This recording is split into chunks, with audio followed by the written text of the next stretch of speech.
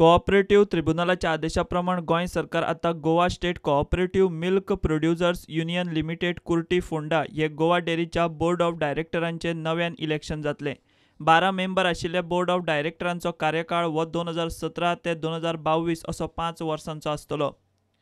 इलेक्शनाची प्रक्रिया आसतली ती अशी: अर्ज भरपाचो दीस 21 एप्रिल 2017, अर्ज फाटीं घेवपाचो दीस 24 आनी 25 एप्रिल, उमेदवारांची चिन्हां आनी उमेदवारांचे फायनल लिस्ट थारतले 26 एप्रिलाक, इलेक्शनाची तारीख 7 मे, मतदान मेजणी आनी निकाल 8 मेक।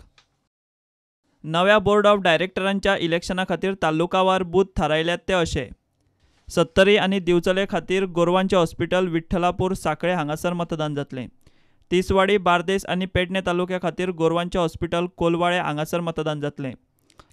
फोंड्यां, साश्टी आनी धारबांदोडा ह्या तालुक्यां खातीर सहकार भवन कुर्टी फोंडें हांगासर मतदान जातलें।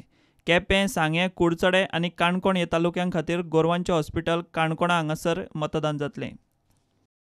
सद्याचे बोर्ड ऑफ डायरेक्टर हे रिटर्निंग ऑफिसरान तांचे विरोधकांचे अर्ज ग्राह्य धरूंक नाशिल्ल्यान बिनविरोध म्हूण वेंचून आयिल्ले। अर्ज ग्राह्य धरूंक नाशिल्ल्या उमेदवारांनी सद्याचे 12 बोर्ड ऑफ डायरेक्टरांच्या निवडीक आव्हान दिल्लें। आतां हाचीच दखल घेवन कोऑपरेटिव्ह ट्रिब्युनलान गोवा डेअरीक नव्यान डायरेक्टरांची वेंचणूक घेवपाचो आदेश दिला। ट्रिब्युनलाच्या आदेशा प्रमाण कोऑपरेटिव्ह सोसायटींचो रजिस्ट्रार आनी रिटर्निंग ऑफिसर सतीश सावंत उमेदवारांचे अर्ज घेतले। प्रुडंटा खातीर सिनियर रिपोर्टर महेश घाडी।